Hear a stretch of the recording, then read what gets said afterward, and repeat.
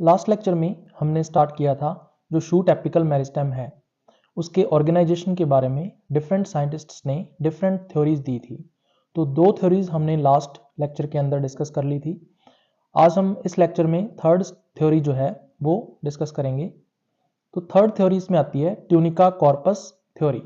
ये जो थ्योरी है वो श्मिट के द्वारा 1924 में दी गई थी।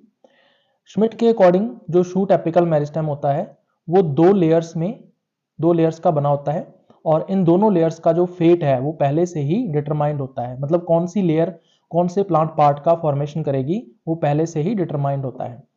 अब इन लेयर्स के नाम क्या हैं? तो आउटर लेयर जो है वो ट्यूनिका कहलाती है और इनर लेयर जो है वो कॉर्पस कहलाती है। जैसा कि डायग्राम के अंदर आप लोग देख सकते हो, ये आउटर लेयर है जिसको ट्यूनिका बोलते हैं और ट्यूनिका के अंदर केवल और केवल एंटीक्लाइनल डिविजन्स होते हैं। तो आप देख सकते हो जिसको हम डायग्राम से इस तरह से शो कर सकते हैं। और एंटीक्लाइनल डिवीजन जब होते हैं तो एक लेयर के अंदर नंबर ऑफ सेल्स इंक्रीज होती जाती हैं जबकि नंबर ऑफ लेयर्स उतनी ही रहती हैं। तो ट्यूनिका जो है वो आगे चलकर एपिडर्मिस यानी कि आउटर मोस्ट जो लेयर होती है स्टेम की उसका फॉर्मेशन जो है वो ट्यूनिका के द्वारा किया जाता है। उसके बाद अंदर की तरफ जो है कॉर्पस पार्ट होता है। जो कॉर्पस है इसमें डिविजन्स इन ऑल प्लेन होते हैं। तो आप देख सकते हो जिसको डायग्राम में हम इस तरह से शो कर सकते हैं। तो जब कॉर्पस के अंदर डिविजन्स इन ऑल प्लेन होते हैं तो थिकनेस में इंक्रीज होता है। तो यंग स्टेज में जो स्टेम है उसकी जो थिकनेस है वो इसी कॉर्पस रीजन के वजह से होती है। एग्जाम्पल्स की बात करें तो लगभग सभी जो जिम्नोस्पर्म्स हैं और सभी लगभग जो एंजियोस्पर्म्स हैं उनमें ये दोनों की दोनों जो लेयर्स हैं ट्यूनिका एंड कॉर्पस ये दोनों पाई जाती हैं। इसीलिए ये जो थ्योरी है ट्यूनिका कॉर्पस थ्योरी ये मोस्ट एक्सेप्टेड थ्योरी है पूरे वर्ल्ड के अंदर। इसको शूट एपिकल मेरिस्टेम के ऑर्गेनाइजेशन के लिए एक्सेप्ट किया जाता है। अब इसको थोड़ा सा और कंटिन्यू करते हैं आगे। एक साइंटिस्ट का नाम आता है फोस्टर। तो फोस्टर ने क्या किया था, एक प्लांट की स्टडी की थी जिसका नाम है जिंगो बायलोबा। अब जिंगो बायलोबा जो है ये एक जिम्नोस्पर्म है और इसका कॉमन नेम है मेडन हेयर ट्री। ये एक लिविंग फॉसिल है। लिविंग फॉसिल का मतलब ये है कि इस जिंगो बायलोबा के जो ग्रुप है उसके बाकी जो जितने भी मेंबर्स हैं प्लांट मेंबर्स हैं वो सारे के सारे एक्सटिंक्ट हो चुके हैं। केवल यही मेंबर जो है वो बचा है, इसलिए इसको लिविंग फॉसिल मानते हैं।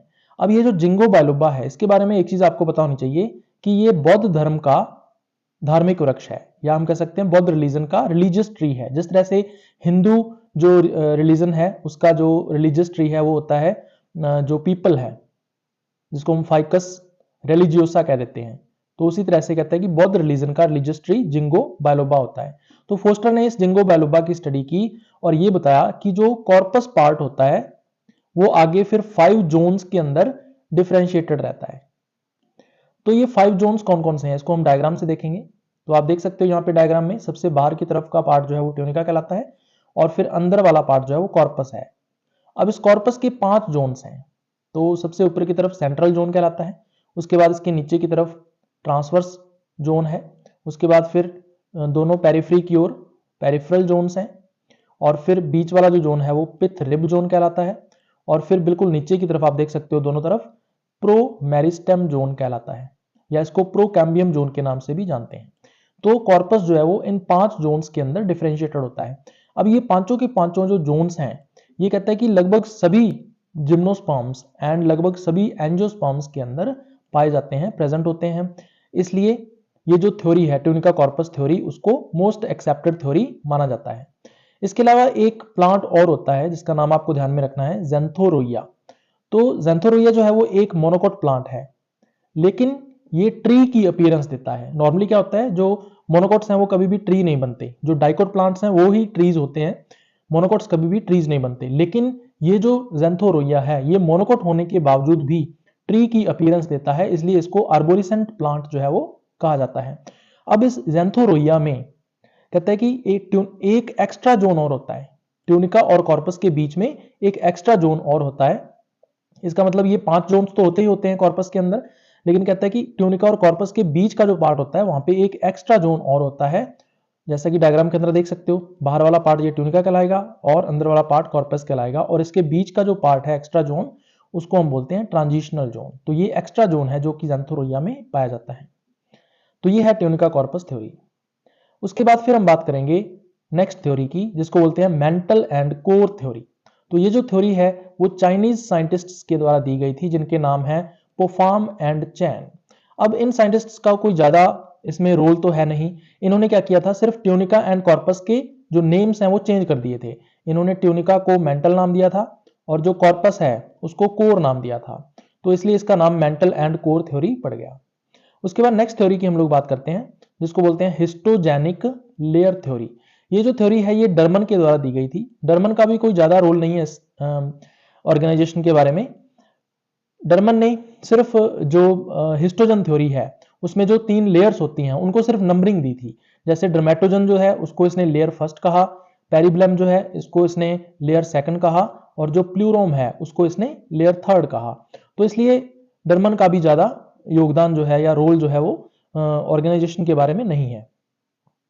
उसके बाद नेक्स्ट जो थ्योरी है वो आती है फ्रेंच स्कूल कंसेप्ट, या फिर इसको बोलते हैं मैरी स्टीम डी अटेंटे कंसेप्ट। तो ये 2 साइंटिस्ट्स के द्वारा दी गई थी, 2 फ्रेंच साइंटिस्ट्स थे जिनके नाम है बोवट और दूसरा है प्लांट फॉल। ये जो थ्योरी है इसका जो आइडिया है ये बोवट के द्वारा दिया गया था, लेकिन बाद में एक्सपेरिमेंट्स के बेस पर इसको रिप्रेजेंट करने का जो काम है वो प्लांट फॉल का है। तो इसलिए इस थ्योरी को देने का जो क्रेडिट है वो प्लांट फॉल को ही जाता है। अब इस थ्योरी के 2 मेन बेसिस हैं। पहला बेस है हिस्टोकेमिकल टेस्ट और दूसरा बेस है माइटोटिक इंडेक्स। हिस्टोकेमिकल टेस्ट क्या होता है, तो इसमें क्या करते हैं, जो प्लांट टिश्यू है उसकी केमिकल स्टेनिंग की जाती है और उसके बाद उसकी माइक्रोस्कोपिक स्टडी की जाती है और ये देखा जाता है कि जो न्यूक्लियस है वो लार्ज साइज का है या नहीं, जो प्रोटोप्लाज्म है यानी साइटोप्लाज्म है वो डेंस है या नहीं, और फिर ये डिसाइड किया जाता है कि वो टिश्यू मेरिस्टेमेटिक है या नॉन मेरिस्टेमेटिक है। माइटोटिक इंडेक्स में रेट ऑफ डिवीजन को देखा जाता है कि रेट ऑफ डिवीजन कितनी है। अगर रेट ऑफ डिवीजन हाई है तो इसका मतलब वो माइटोटिक टिश्यू होगा, सॉरी जो मेरिस्टेमेटिक टिश्यू होगा वो, क्योंकि माइटोसिस ज्यादा है। और अगर माइटोटिक डिवीजन्स कम है या रेट उसकी लो है तो उसको हम मेरिस्टेमेटिक जोन में नहीं मानते या कम मानते हैं। तो इस तरह से माइटोटिक इंडेक्स जो है ये डिसाइड करता है कि टिश्यू मेरिस्टेमेटिक है या नहीं है। चलिए अब इसको डायग्राम से हम देखते हैं। ये जो थ्योरी है वो ये कहती है कि ट्यूनिका और कॉर्पस में से प्रत्येक आगे 2-2 जोन्स में डिफरेंशिएटेड होते हैं। सबसे पहले कॉर्पस की बात करें तो कहता है कि कॉर्पस जो है वो अंदर वाला पार्ट होता है और इसके 2 पार्ट्स में डिवाइड होता है। ये ऊपर वाला जो पार्ट है वो कहलाता है मेरिस्टीम रिसेप्टेकुलर और नीचे वाला पार्ट इसमें कहलाता है मेरिस्टीम मेडुलेयर। ये कहता है कि ये दोनों के दोनों जोन्स जो हैं वो हमेशा एक्टिव रहते हैं, रिमेन ऑलवेज एक्टिव, चाहे फ्लावरिंग स्टेज हो चाहे वेजिटेटिव स्टेज हो। कहता है कि ये हमेशा एक्टिव रहते हैं, यानी कि हमेशा इनमें सेल डिवीजन या माइटोटिक डिवीजन होता रहता है, जिससे ग्रोथ कहता है कि चलती रहती है। उसके बाद कहता है कि ट्यूनिका की बात करते हैं तो ट्यूनिका जो है उसमें भी कहता है कि 2 जोन्स होते हैं।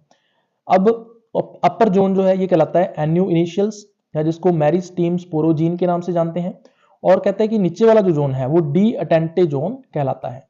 अब ये कहता है कि इन दोनों जोन्स की जो एक्टिविटी है वो डिपेंड करती है कि वेजिटेटिव स्टेट है या फ्लावरिंग स्टेज है। सबसे पहले हम बात करते हैं वेजिटेटिव स्टेज के अंदर। तो ट्यूनिका जो है उसके दोनों जोन्स वेजिटेटिव स्टेज के अंदर कैसी एक्टिविटी शो करते हैं।